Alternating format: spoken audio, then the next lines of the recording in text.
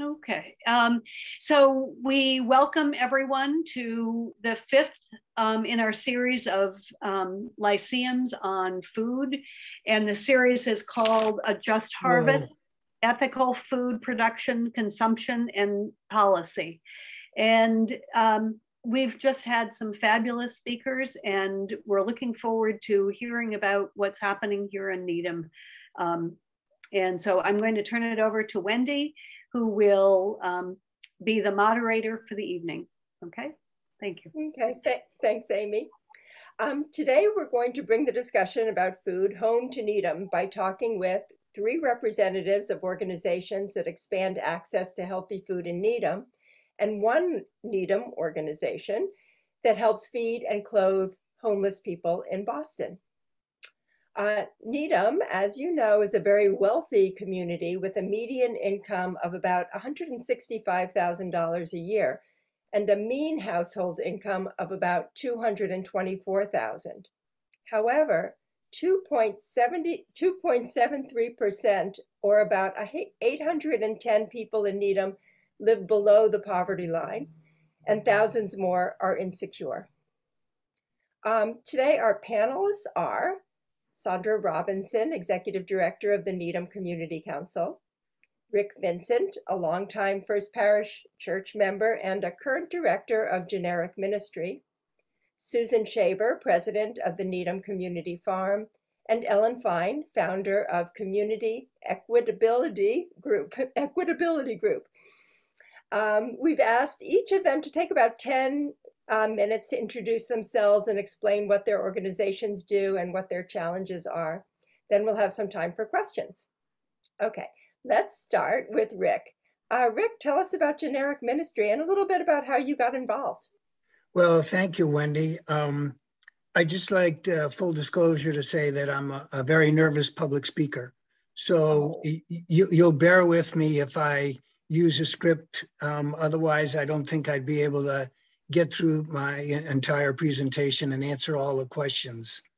But yeah, as Wendy said, I'm Rick Vincent, a longtime volunteer and board member of Generic Ministry, which is a Needham-based grassroots 501c3 charity. We started 20 years ago, and we go into Boston to serve the homeless, those who live on the streets in the city. Given that we do not serve the Needham community and therefore are somewhat of a misfit in tonight's forum, I'm very grateful to the overseers of the Lane Lyceum and for the opportunity to participate. My role at Generic Ministry takes on many different activities, but I primarily am responsible for making sure that the van that we take into the city is well maintained and well stocked for the over 100 trips that we make into Boston annually. Twice weekly, we drive into the city to bring food, clothing, toiletries, blankets, water, various accessories, and a lot of TLC to our friends. Tuesdays, we are in one central location, that's the Boston Common. On Wednesdays, we go to various specific locations throughout the city and also are in search of other areas where we feel that our homeless congregate. While our mission is to provide some basic necessities to help our friends make it through the night and through the next day, it is important to know that we actively engage with them and show them the dignity and respect that they deserve. Even though our challenges differ from my fellow colleagues on the panel tonight, my comments are related to the questions posed that will focus primarily on the food aspect of our operations. As far as our mission relates to the dietary needs of the homeless, we want them to get at least some nutritious food to get them through the night. Our volunteers make a brown bag meal consisting of a wholesome sandwich, some fruit, a protein bar, a snack, and sometimes a sweet. While we hope to serve as many of our friends as possible, prior to the pandemic, we were serving 25 to 30 people each night, even up to 40 to 50 people during the summer. In addition to the regular trips prior to the pandemic, about once a month, we would drive a car to the Boston Common to deliver a special treat, such as hot chocolate with a cupcake or a cookie. And in the months ahead, we hope to expand to include soup, stew, nutritious smoothies, and other items which we feel our friends would like. Our supply of food is rarely a problem because we usually have a steady commitment from our volunteers or who are organizations, individuals, churches, schools, or even small local corporations who make enough sandwiches to meet the scope of our food offerings to our friends. When the pandemic hit, for various reasons, but particularly the lockdown and constant concern for our volunteers, we ceased operations in March of 2020. It was not until the spring of last year, about 15 months later, that we resumed partial operations, and not until the summer that we were back at full throttle. We had no problem reopening the brown bag meal pipeline, but we did find some obstacles with our food distribution. I mentioned earlier that pre-pandemic, we were serving 25 to 30 people and up to 40 to 50 during the summer. Upon resumption of our operations, we found less homeless people in the Boston Common and on the streets. The two most significant causes seem to be Mayor Wu's push for more transitory housing and the greater presence of police on the Boston Common, as there was an escalation in crime and an increase in the number of drug dealers in the area. We were serving only 5 to 10 people, and on each night, we were leaving more. We were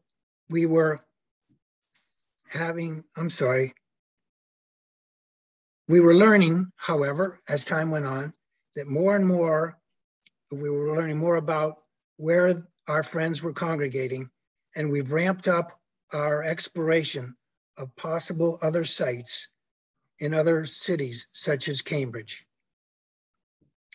I will note that we have an excellent relationship with a shelter that's located right next to the Boston Common, so that even though we were serving less people than meals that we had, we were able to take any surplus meals to the shelter, knowing that the food would not go to waste and would be used by the homeless who were there. One of the greatest dietary needs amongst the homeless is a hot meal. Because of our volunteer base, our lack of adequate equipment and shortage of storage facilities, and the hours of our operations, which are basically dependent upon our volunteers' lifestyle, we have been unable, unfortunately, to address or meet the demand of serving hot meals to our homeless. We are looking into the logistics to see if we can adapt, see if perhaps we can deliver prepackaged meals in biodegradable containers, or partner with another group that is already providing such a service. Lastly, in the near term, we foresee only an increase in the needs amongst the homeless for more and better food. Therefore, we expect an ongoing need for groups such as ours to attempt to grow and expand their services and outreach on our own, but also in concert with a vast array of other providers of similar services. We're focused on eradicating homelessness, although that we're not focused on that, although that is a good goal to which we all aspire. But we are determined to help our friends living on the streets of Boston and get through the night and feel physically and emotionally better. I would like to say that if you would like to assist us, please go to our website, which is genericministry.org, and you'll learn more about us and be able to sign up for a newsletter that we send out monthly. We are particularly looking for drivers and riders of our van and people who might want to conduct a clothing drive. And yes, we have slots available for those of you who would like to be able to help us by making meals. So thanks very much to all of my colleagues, to all of you who are attending. I extend a profound thanks to everyone for their passion, commitment, and dedication. It is an honor to be with you tonight. So with that, I'd be more than happy to take any questions. If you want to, or I can take questions at the end of all of the discussions. Well, I have a question. Are the homeless people that used to be there before Michelle Wu became the mayor, are they in transitional housing now? We've done a lot of looking into that, Wendy, and that seems to be the case. So that's a good thing. Yeah, that's the silver lining of it. Yeah. Exactly. But we feel also there's been a demographics change, and we've heard that some more people have moved to Cambridge, to Alewife. Some have moved to closer to the Christian Science Monitor, not too far away from where we are looking, but that just means we have to look a little bit farther. People have gone to Revere, they've gone to Malden, for example. Yes, less because of that more transitory housing, which is going to be we foresee as being an even greater push, because if you ship people from emergency shelters into transitional or permanent housing, which we all want, that means more federal funds for the city. More federal funds, then it keeps on the process growing. Rick, I have a question. Oh, Ellen? Yeah. Yeah, I was just wondering if you're finding a lot of folks still at Mass and Cass, or are those tents disbanded now, or what's going on down there? Most, yes, they've been disbanded, but we are hearing of people coming back into the area. And also some of the people who are in the Mass and Cass area were displaced just a block away to the Roundhouse Hotel, where I think they had up to 150 people. And there's the men's shelter at 112 Southampton. And they seem to have congregated more around there as well. So it hasn't, it's a little bit of a rough area. We've been concerned for the safety of our volunteers of sending people there. But yeah, yes. Mass and Cass is pretty intense. Yeah. Yes. Amy? Yeah, I just wanted to ask what is your relationship with the Boston Police or other social services in Boston? Are they helping you identify locations or how you can serve the needs better? I don't know. No, Amy, we really don't have a strong or much of a relationship with them. I mean, that's a good point. Whenever we go out, we do talk to some, if we can find them. Sometimes they're in the downtown crossing area, but no, we have not explored with them personally where they might be. I'll say during the beginning of the pandemic, I was helping out some groups, helping people who were experiencing homelessness in Cambridge. And you know, it was so bad because, you know, I actually literally begged the mayor of Boston at that time to put people up in hotels. And he was like, oh yeah, we've got a plan. And the plan was, if you were sick, you could get a tent, you know, near one of the homeless shelters. But if you weren't, you were on your own. And the shelters were reducing the amount of people that stayed because of COVID. And but in Cambridge, right, they were actually giving out tents. Some of the homeless group who were helping people experiencing homelessness. I don't think the city did a good job. Connecticut did an amazing job. From the get-go, they put people into hotels right away. Ellen, why don't you go ahead and talk about well, your were there more questions or? Oh, well, I think we need to move along a little bit. Okay, Amy, ahead, can you, while you're bringing up my presentation there, I'm just gonna ask folks to just take a moment to just kind of center a little bit, close your eyes a little bit. I'm gonna ask you to imagine these lands here, traditional lands of the Massachusetts, and for the past 400 years of the praying Indians of Natik and Ponkapog, of today who the chief is Chief Caring Hands and the Tixqua. I'm going to ask you to think about that time then, when Indigenous people readily shared food, readily prepared food, hunted, grew food in Three Sisters gardens, sacred tobacco, and there was usually enough for everyone, and it was community, creating food. There wasn't wealthy who had access to food, and impoverished who did not. Everybody had nutritious, healthful food. And as we live on these lands today that have experienced enslavement and so many cruelties and, you know, literal ripping up of our topsoil for 12 years, now so many McMansions and so many things, I'm going to ask us to return to this concept of equitability, this concept of how do we create community around food and around food and sharing. And I'm having a hard time seeing everybody. So all I can see is, so can people at least see me in the corner? Yeah. Great. So at the beginning of the pandemic, many of us, and I will identify as somebody who has experienced food insecurity. And many of us who had experienced food insecurity before were having a difficult time. And part of my food insecurity came about from experiencing illness, chronic illness. And with chronic illness, you lose your financial stability. And many of the people that we attracted into our project did this as well.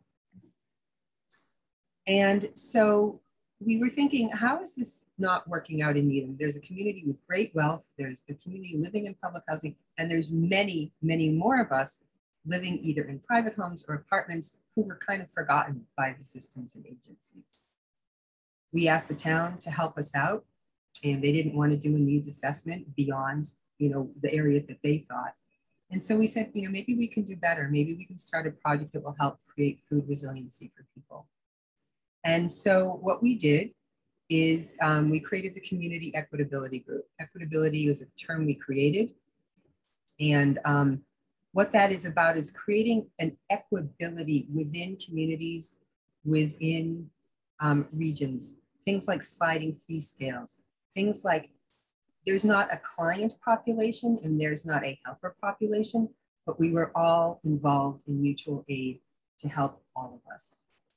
And so you can see some of the things that we encourage. Imagine, you know, medicinal herbs, pollinator-friendly plants and food, good, strong, healthy, nutritious food as local as your backyard and organically grown. Next slide, please, Amy. So how did you start? Well, first we called in a bunch of volunteers because at that point we didn't have community yet. We called in people we already knew, the youth at First Parish. There's Sarah and Evan and Andrew. And they, Sarah set up this great system where we gave out the soil. And we believe strongly in healthy soil. We used to work with Black Earth Compost, and now we are working with an organic farm in Rhode Island called Earth Care. And we get Coast of Maine also. We believe deeply in organic because that's what creates the most delicious and nutritious, high nutrient dense food. So next slide, please. After the soil, and we did these And Rick was very involved from the beginning. And we did this whole soil escapade of getting soil out to people. Then comes the bed prep. And as you can see, it's a multi-generational family. Sadly, this dog is no longer with us. But as you can see, the beds are prepared. This is our basic bed, a 4x4 with 10 inches. And it's done in a hugelkultur fashion, which is basically sticks and leaves in the bottom and then the soil. And I want to just say one more thing about our beds. We were painting them with tung and hemp oil. And this year we're going to actually be constructing them. They all have been from local wood. Some were from New Hampshire, some were from Black Earth made some of our beds. And now we're going with JB Sawmill and people out in Belchertown, Bear Hill. So next slide, please. And then you have to add your organic soil amendments and your tomato staking. And as you can see, we had a lot of weather fluctuations. 95-degree weather in June for 2 weeks, then rain, rain, rain, rain. Okay, some flooding. Remember last July? Next slide, please.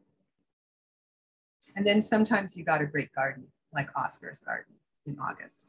A little bit of sun. Next slide, please. This is Oscar.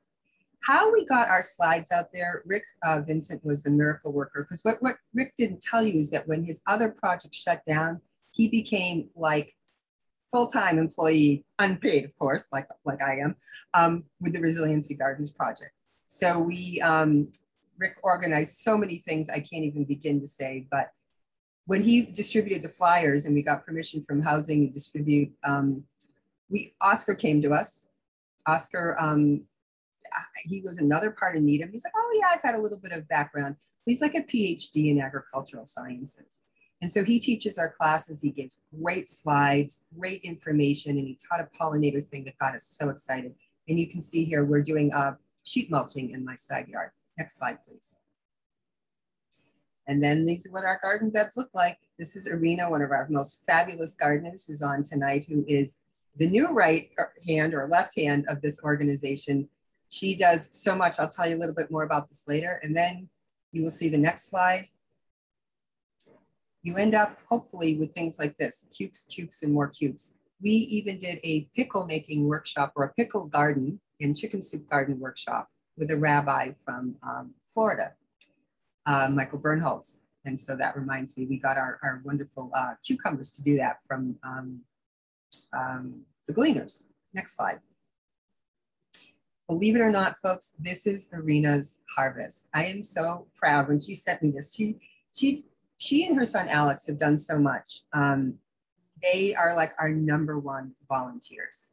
And Irina, like when she showed me this, I like had to text her, I'm like, are you sure that this all came from your garden from us? And she's just like a spectacular gardener, originally from Ukraine. And we will talk a little bit about more of that in a little bit.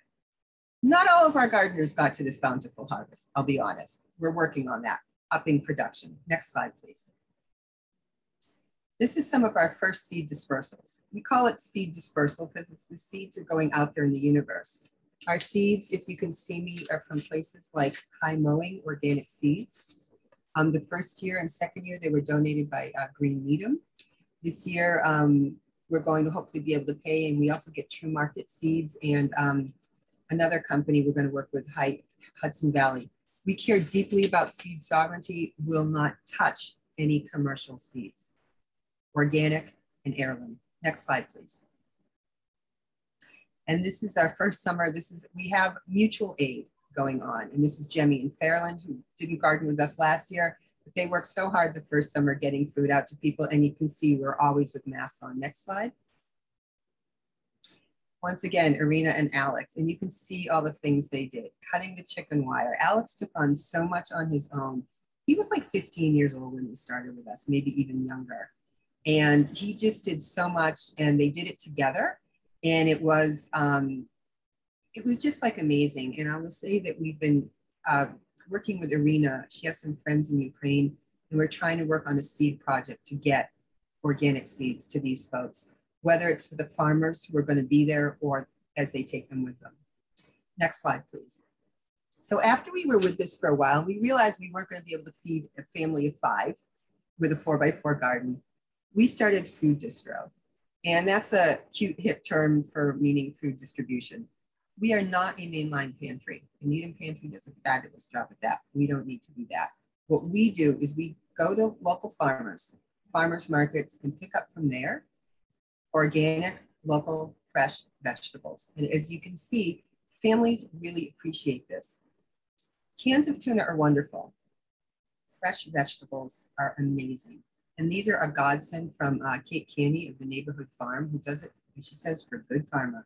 We also get food from Artisan and MacArthur's and Red Fire Farm. Irina goes around to all of these farmers markets, and she and I communicate with the farmers, and we bring food fresh home from the markets. And so our food distro has gone out to like once a week now. We also got some great donations from Walden Local Meat Company, grass-fed pastured meat. And the one thing I want to say about food insecurity here, and the one watchword we've had, is that I believe fully that someone who makes $15 an hour has the same right to local, organic, pastured food as somebody who makes $500,000 a year.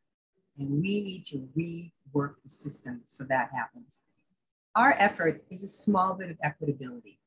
We work with the sliding fee scale on everything that we do, free of experiencing food insecurity. And we do a number a little bit higher, but we publicize it. We don't keep it quiet. We keep that out in the open on every bit of information that goes out there. So the next slide, please. So we experimented with a lot of things, like the square foot gardening method. And there are some kids, one of our gardeners sent these to me, and I just think those are the most precious pictures, because this is what our future is. It's about not just what's inside the box, but taking care of the land outside. It's about regenerating soil. It's about dealing with the 12 years that we removed topsoil in Needham and replenishing that. Next slide, please. We also have artists in our community. This young girl is Julia, and she was inspired to do these drawings when we had our pollinator workshop with Oscar. And out of that, we connected with a lot of people, and we formed the Pollinator Protectors. If you could go to the next slide, please.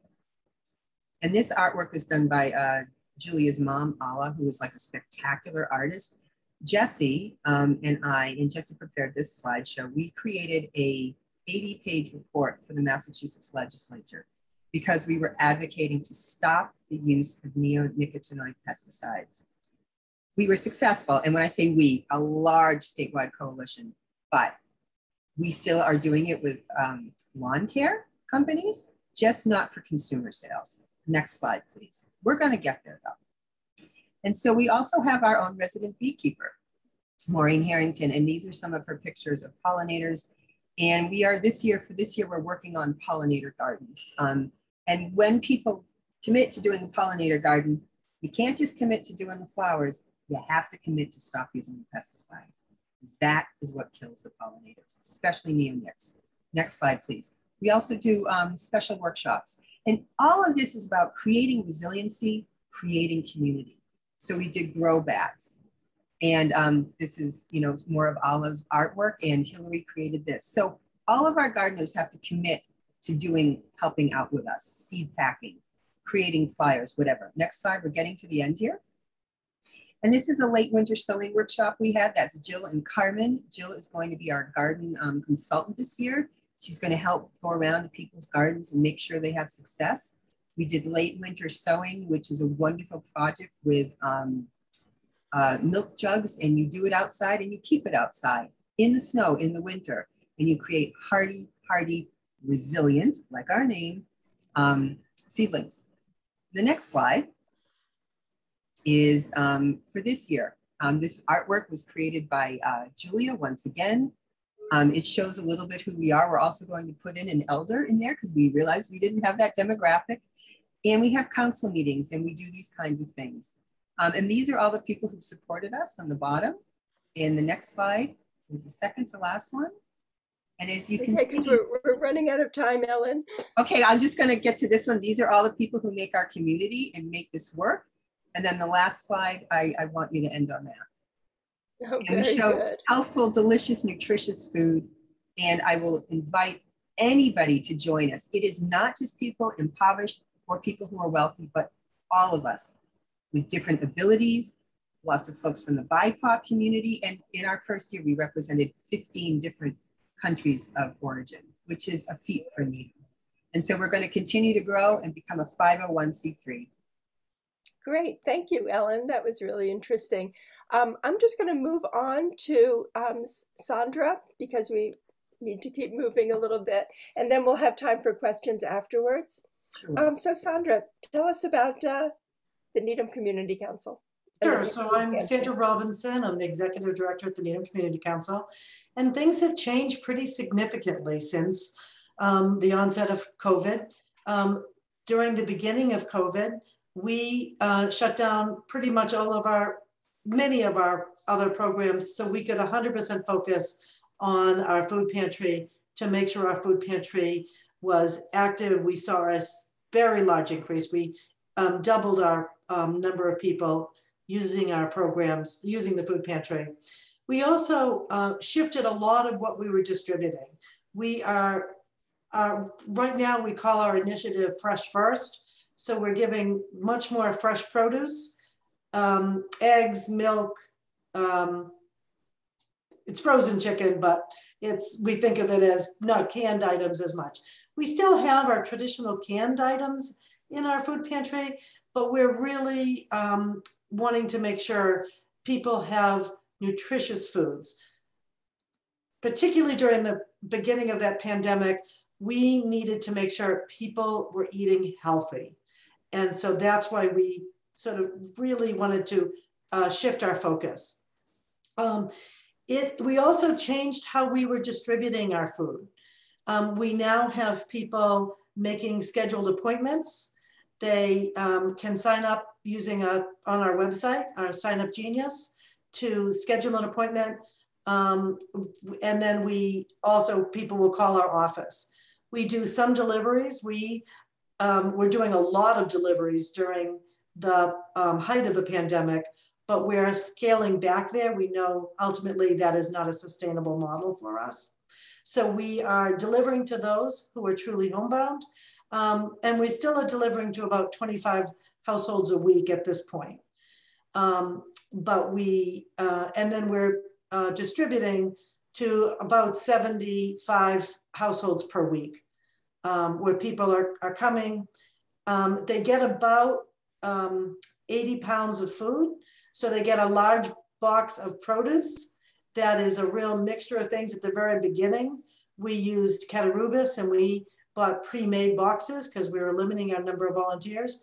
Now we are creating those boxes ourselves. Mostly we're using produce that we're getting from the Greater Boston Food Bank. We're getting it from Fair Foods. We're getting it from the Needham Community Gardens. Thank you so much. And we're purchasing it. People ask all the time, what can they do? And often people want to do a food drive for us. We're finding we have much greater buying power when we are buying in bulk than the average citizen has. So particularly when we're getting from the Greater Boston Food Bank, we're getting 7,000 pounds of food per month from the Greater Boston Food Bank. We can buy it.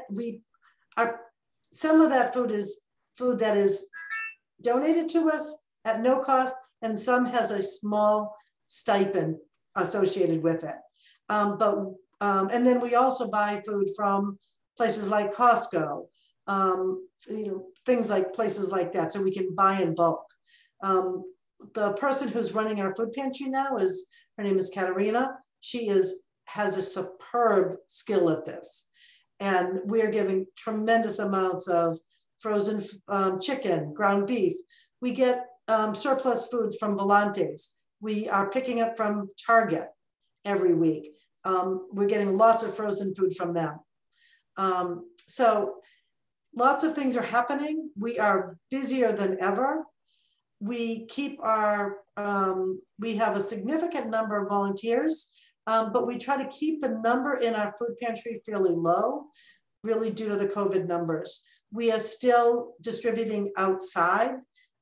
Before COVID, people would shop and they would walk around our food pantry, choose the things they need. Now we are having people do this an electronic system, or calling our food pantry and calling our office and ordering on their line. Everybody can go to our website. They can see what's available. We sort of have, this is what's in a typical box, and then people specialize that box to meet their needs. I'm happy to answer questions. We are really proud of the work we're doing. Definitely we definitely track us on social media, get our newsletter. We have a specialty newsletter for those who use our food pantry. So we're able to talk about other services that are available for them that are becoming, there was a rental assistance program during the middle of COVID. So we wanted to make sure those people knew about that. We wanted to make sure people know about things like our transportation programs. So those are our major things. I know you guys are running kind of behind. Happy to answer questions, happy to answer them at the end. But again, we could not do this without the Needham community. I am so proud of how this community stepped up when the pandemic hit and has continued to support us. So thank you. Thank you so much. We do have some extra time in your allotment. So are there any other questions for Sandra? I sort of wondered, is there a residency requirement? Do you have to live in Needham to use your services? Use our food pantry, you do have to live in Needham. Okay. But you don't have to live, for several of our programs, most of our programs you have to live in Needham to benefit from. Things like our English language learning program, you have to either live or work in Needham. If someone calls us, we're able to tell them where their local food pantry is in their community. But some of our programs you need to be a resident, others you don't. But the food pantry, yes. We also do a lot of things like during the holiday time, gift cards, a lot of, we're providing different things at different times of the year. Right. Yeah, Nancy. Yes, Nancy. Yeah. Hi, Sandy. I'm curious, what constitutes surplus food? You mentioned that you received some surplus food, and I'm just curious what that means. So from the greater, it means a lot of things to a lot of different people. So there's an organization called, shoot, now what's the name of it? But what they do is they're picking up from the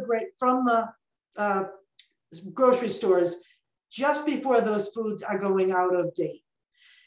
And then they stop by all of the organizations like mine, like the Community Council, and we're able to choose from their items. All right, we'll take these things. So it's the things like it's the bananas that are bright ripe, but they're not bad yet. Now, sometimes we're getting things that we have to discard because it's gone to the other side. Now, what the Greater Boston Food Bank does, they're buying from suppliers. So their surplus food is sometimes when the government is trying to keep, the price of bread at a certain level, they'll buy all the extra bread and give it to food pantries like ours. Okay, thank you. Any other questions? Okay, let's go to Susan. Tell us about the Needham Community Farm and how you help give people access to food. Oh, you're muted. I'm going to screen share. Okay.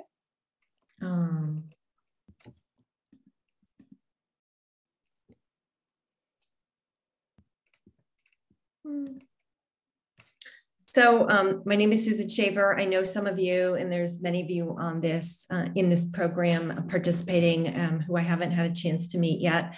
I'm a Needham resident. I've been here for over 2 decades. I've raised a family here. My children are now 23 years old. My husband and I raised them, and they went to the public school system. I've done many things in my life. I've been, a marketing professional in the high-tech world. I've got involved with the Needham Community Farm now about 8-10 years ago. And the word that had come into my consciousness before I got involved with the Needham Community Farm was hunger. And I was really kind of meditating on how can I help and ease hunger in the community, and found the Needham Community Farm, got involved, and then got kind of pulled into it. You know, my personal story around food insecurity is multi-generational. My mother grew up with 6 children in her family. They were farmers, and they were very poor. They sometimes the only thing that they had to eat was corn on their plate. So my mother grew up very poor and very food insecure. In my own family growing up, due to, let's just call it some dysfunction, we definitely, and poor spending, we definitely, by the end of the month, my sister, myself, and my brother, I mean, we grew up feeling and being food insecure.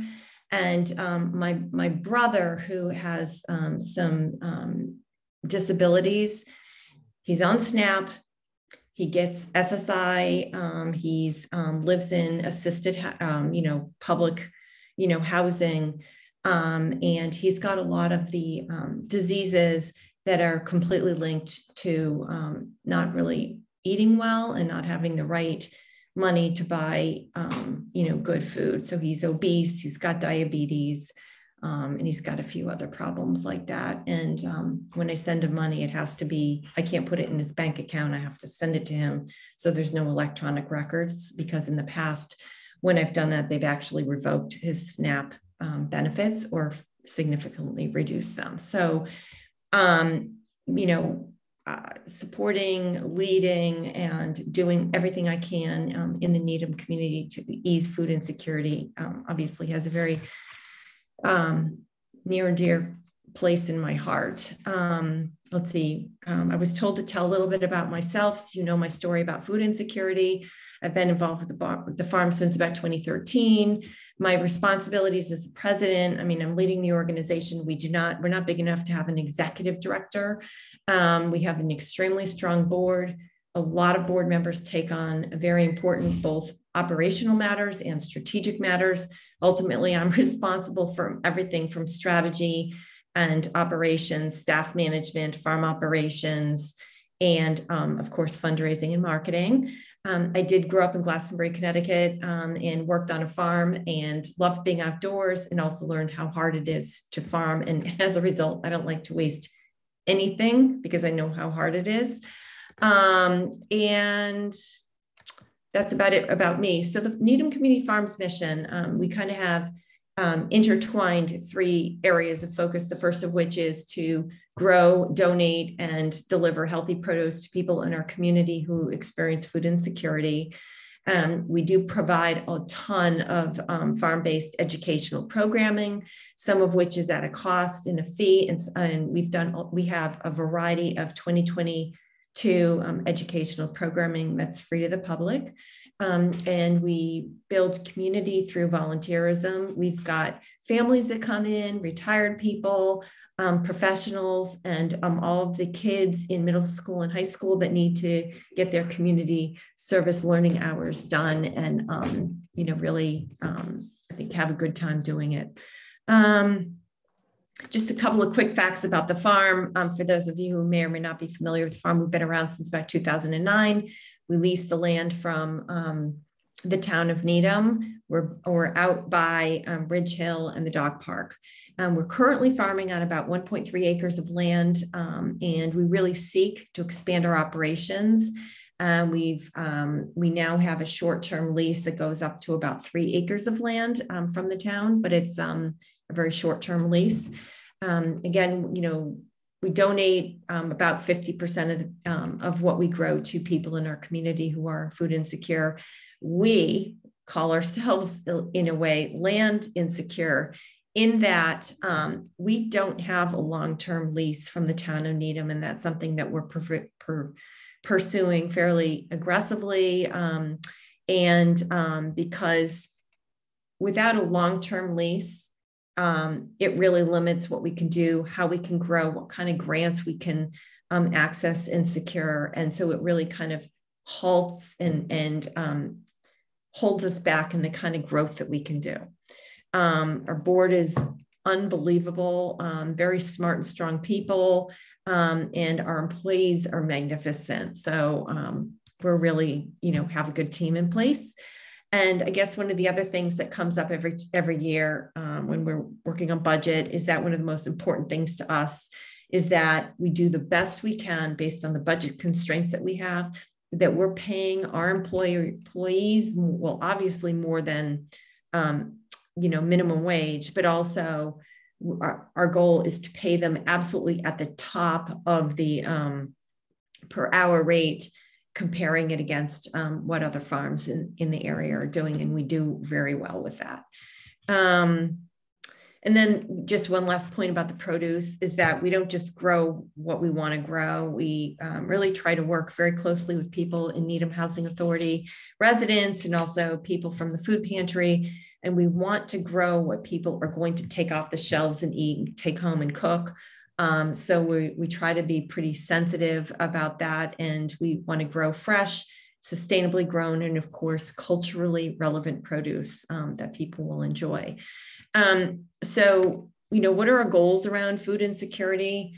And what do? We're delivering, right now, we deliver to both the Needham Community Council's food pantry, and we deliver to Needham Housing Authority residents by way of a free mobile market. We go to some of the housing destinations on Tuesday nights, Captain Robert Cook and Seabeds. And then on Friday afternoons, we've been going over to Linden, Chambers, and of course, the people from the High Rock Estates can come and access the produce there as well. We don't ask any qualifying questions. We just are there and just let people take what they want. And we don't do any kind of survey to understand demographics, because we really just want to make people feel safe and secure and just taking the food. As I mentioned, we want to expand our operations to the 3 acres. We do currently have a proposal in front of the Community Preservation Act, the CPA, for funding to expand our operations, starting with 150 beds that the community, anyone in the community can use, not just for paying for gardening classes, but just to lease a bed for the season. So that's something we're working on. And it would also include, thoughtfulness about making sure that anybody with some physical handicaps could actually be able to get out to the farm and access maybe more raised beds. So food insecurity, as I said at the beginning, probably before most of the people jumped on, we know where there's a lot of people in our own community who are food insecure, but there are so many other people who are food insecure and either aren't counted by the statistics and the numbers, or probably don't want to admit it. There's other housing in Needham, like Nahoyden Glen. We would love to have enough produce to bring it over to there. We would love to be able to grow enough and expand our operations to be delivering every week to folks that are at Center at the Heights. And then most houses of worship hold either weekly or monthly dinners for people. And that's another place where we would love to be able to be dropping off, produce to give to people who might want to have it. So, COVID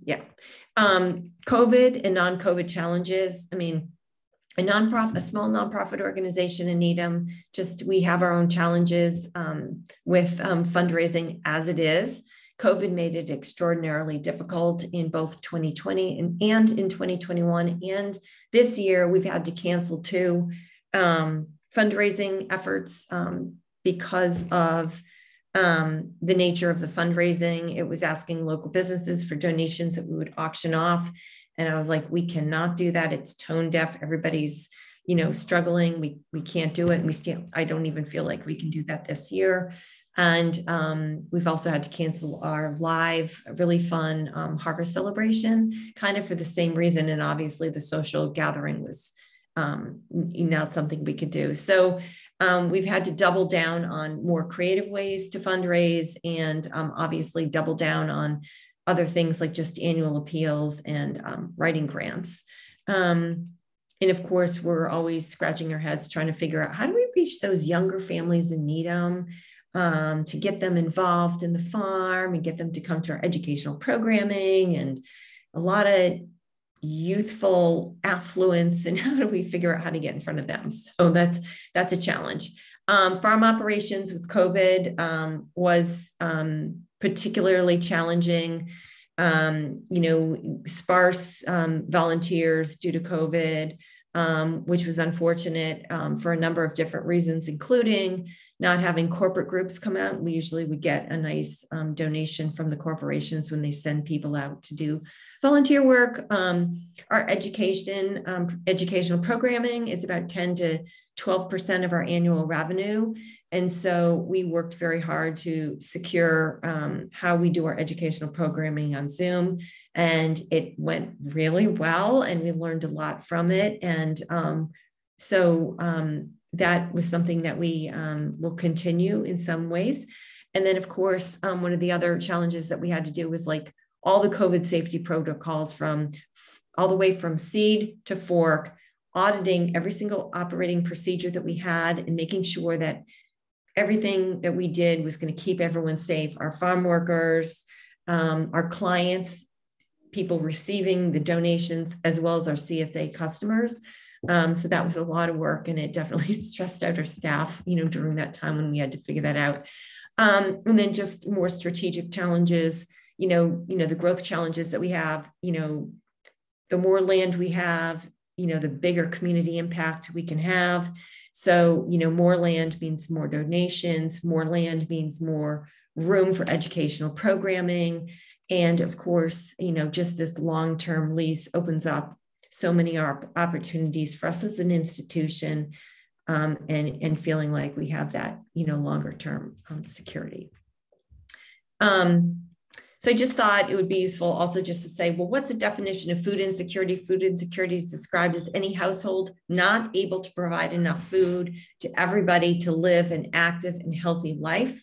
That's pretty much whether you go to the Greater Boston Food Bank, World Health Organization, United Nations, in essence, it's about that. And, so statistics about projected food insecurity rates, they've all increased by family and by individuals in Massachusetts, spiked more in Eastern Massachusetts. Like right now, 1 in 8 people in Eastern Massachusetts are food insecure, and 1 in every 5 children are food insecure. So it's really hit families and children pretty hard. And I guess the only other thing I'd like to say is that it's a very invisible epidemic among a lot of populations, college students, elderly on fixed income, and families who are in an economic transition that, might have some sort of crisis going on where there's housing, job, mental health, and experiencing food insecurity. So it's not going away. We were in a crisis with food insecurity way before COVID happened, at a local, state, national, and international level. And one of the very few glimmers is that at least COVID is really shining a spotlight on food insecurity, and having people really have conversations like this to really understand what happens, because the gap in people who have money and who don't just continues to be this huge rift. How you guys can help us at the farm and the people in the community. Obviously, you can donate to the farm. Feel free to volunteer at the farm. It's really fun. It's very relaxing. It's very quiet and peaceful up at the farm. If you are up to it, there is a vote coming up in May at the town meeting. And if you could, if you'd like to support the farm getting more funding to expand our operations, and in this particular ask, it's about 150 more gardening beds for people in the community. We ask that you reach out to your town meeting members and ask them to vote in favor of the Needham Community Farms request. and stay in touch, all these other ways to stay in touch with the farm. And we have a lot of really awesome free educational programming in 2022. Once a month, we've got a whole bunch of different things that you guys might like to take advantage of. So thank you.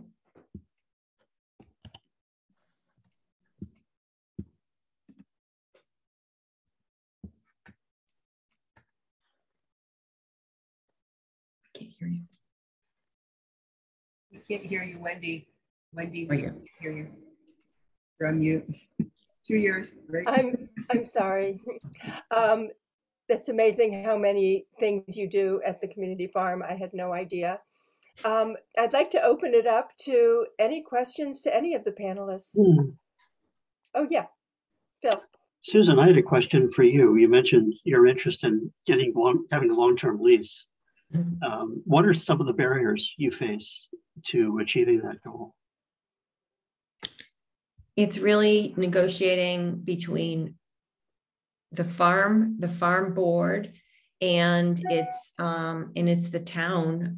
Joe Leghorn, who is a long-term board member, long-term Needham resident, recovering attorney.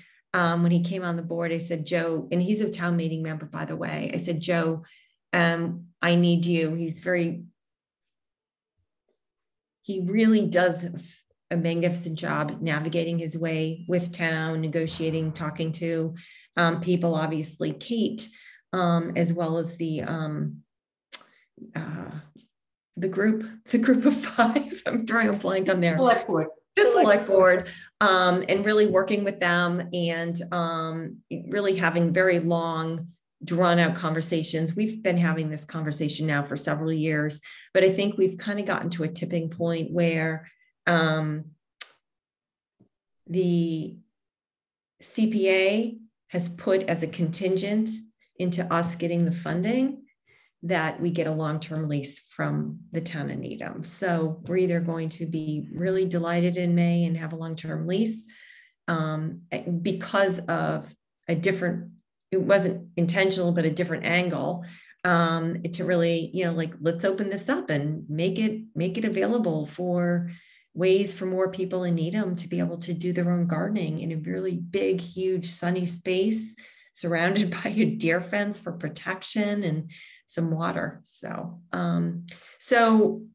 I think we're poised to realize the long-term lease if it's voted in for us to get the CPA grant, because it's a contingency.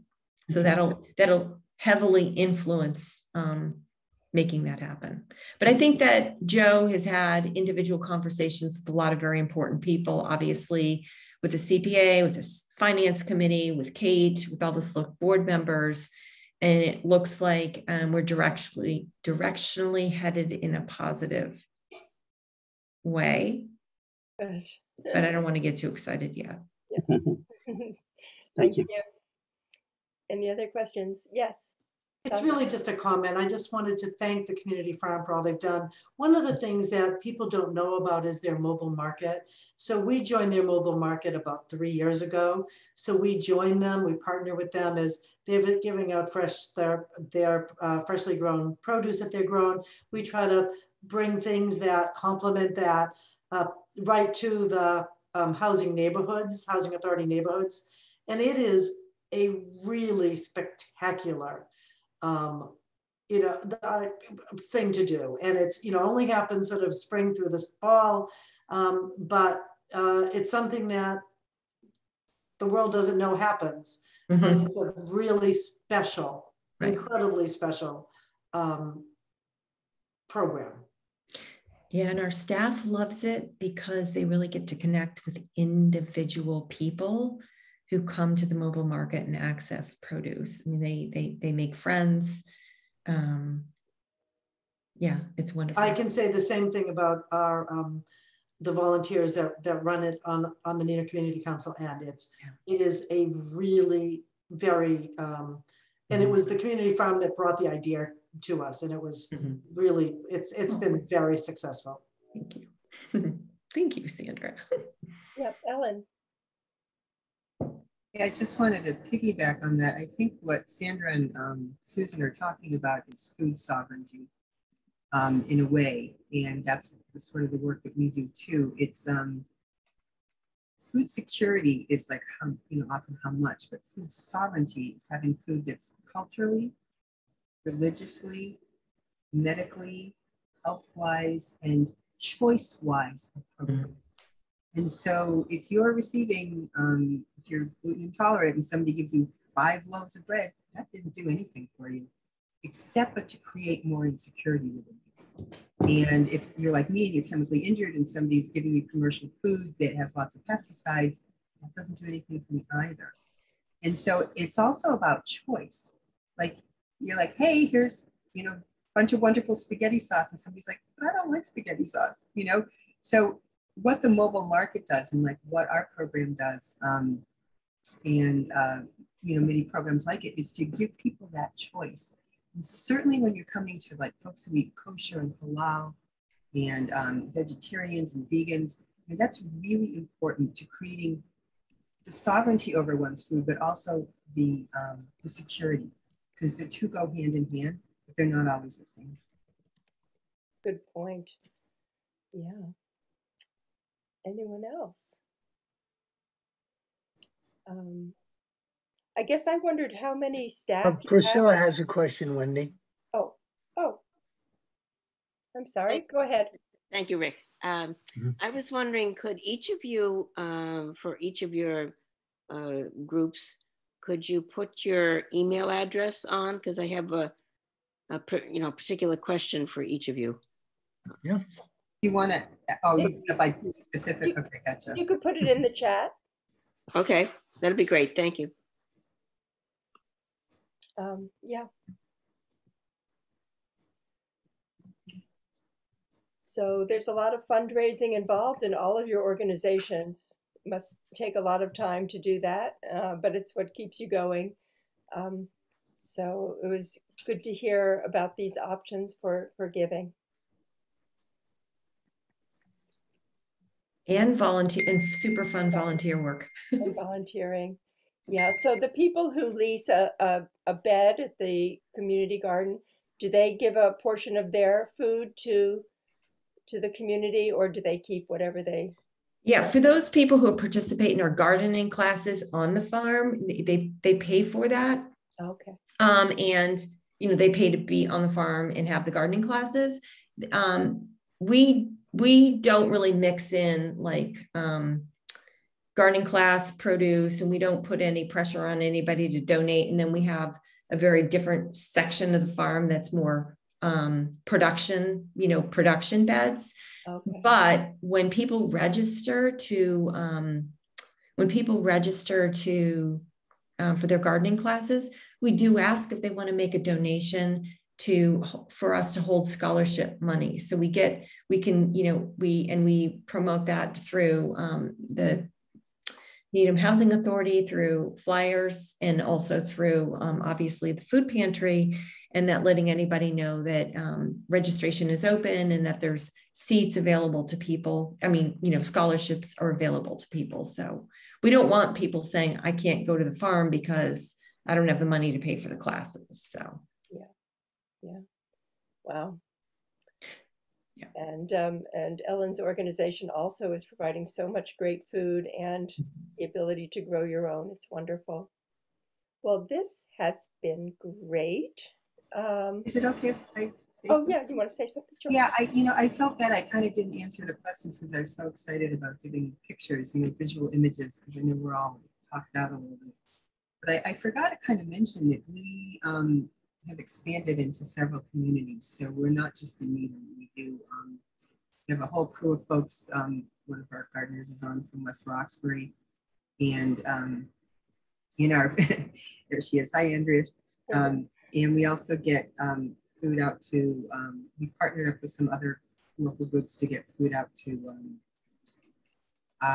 some refugee families from Afghanistan and Burundi, and group home here in Needham.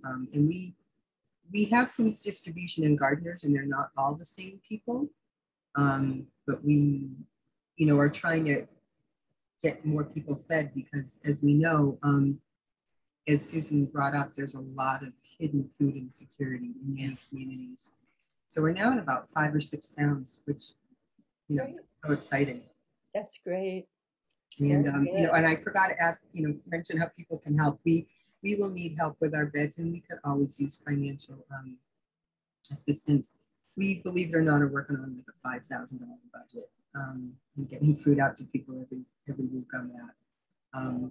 So we get lots of in-kind donations. So $5,000 for the year. It's amazing. We want to become a 501c3. That's our next step. Oh, I see. Yeah. So it's hard to raise money without that. It can be done. It can be done, but you know, there are grants out there without a 501c3. I'm sure. Well, Susan, I don't know if you were part of the farm at that point in time, but you know, you have to build slowly, and you know, I can look up to other folks and see that's how it gets built. You know. Yeah. Okay, Nancy. I have one more question, which is about folks that choose not to disclose about their food insecurity. Are there ways that we can find them? You know, how do your organizations provide for those folks who are not comfortable or whatever it is about saying that they have food needs? That's a great question, Nancy. Yes, Sandra. So one of the things that we wanted to make sure we stopped as many barriers as we could during, particularly when the pandemic hit. So now people don't need a referral for our services. They're able to state that they have a need, and we try to make the process as seamless as possible. We also make sure all of the gatekeepers, people like the clergy, the guidance counselors, the social workers, the, you know, all of those people, the health department, we work with all of them to make sure if somebody is saying that they're struggling, they at least know where to turn. We also can make sure we can help people. We don't help people fill out forms for SNAP, but we can get them to the social workers that can help them fill out the forms for SNAP. We can give them the referrals that they need to get what they need. So that's our goal, is to make sure people know what resources are available and how to access them. Great. Yeah, I really want to echo that. You know, because we're a lot smaller, we get food out to about 50 to 65 families, so like 170 to 200, something like that. People, I mean. And we do a lot of word of mouth. And when I do like a newsletter, I try to talk about food insecurity in terms of a larger scale. Like food insecurity on some levels, and food access and food shortages, it's not all based on like how much money the person makes, but some of it has to do with the commodity speculation market. Some of it has to do with the way agrobiz does things. So it's not just about the onus on the individual and financial instability, but a lot of it is systemic. So we talk about that, but we also talk about, I make sure that people know that, and this is what I want everybody here to know, is that when you get a SNAP card, mine is in the other room, I'm on SNAP benefits, you are entitled to, in the state of Massachusetts, $40 of free fresh fruit and vegetables if bought at a Massachusetts farmers market or farm stand. Goes up to 60 for family of 3 or more, goes up to 80 for a larger family.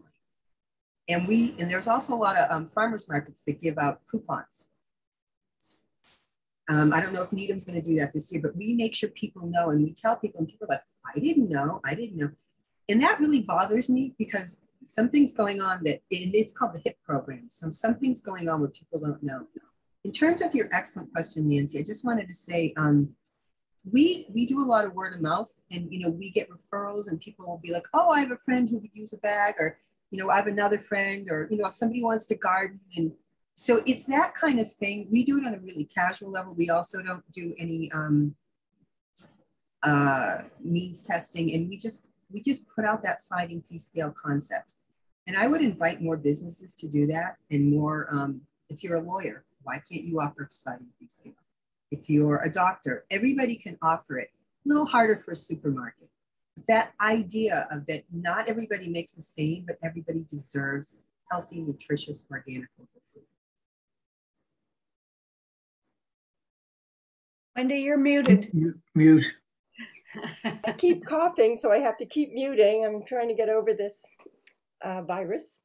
But anyway, thank you everybody for coming. Thank you to our panelists. Thank you for the participants for coming. Very interesting tonight. And hope to see you again at another Lyceum. Do we have a next one coming up?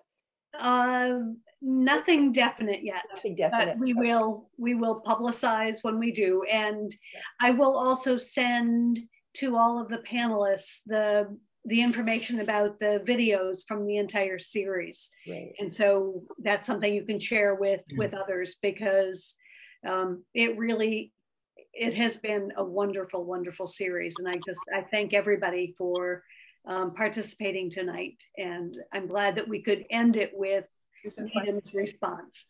I think Andrea has a question. Andrea?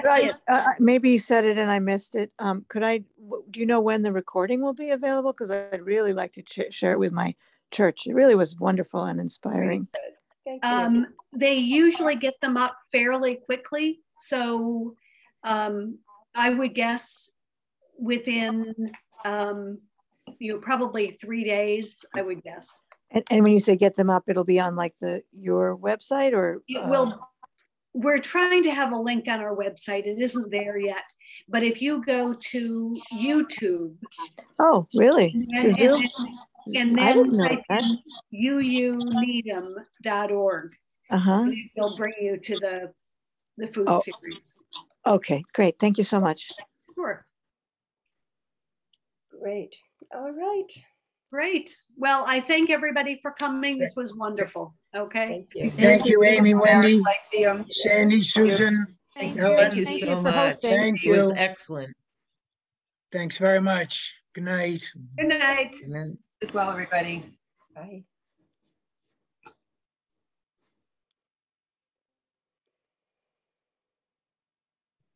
Wendy. Hi. Will I see you at the auction? Yes, I'll be at the very beginning. I'm going to be setting up the bar with Jim Long. As usual. Yes, right. Yeah. I think that was part of my destiny. But Yeah. Wendy, thank you and Amy for inviting us. I tried to answer all of the questions. I did actually, all that you posed. That was great. No, I hope the people understood that was the format for me, but for us. But I think so. Yeah. Okay. Good. Excellent. All right. Good. And you should not be worried about public speaking. Oh, I get so nervous, Wendy. I really do. You did great.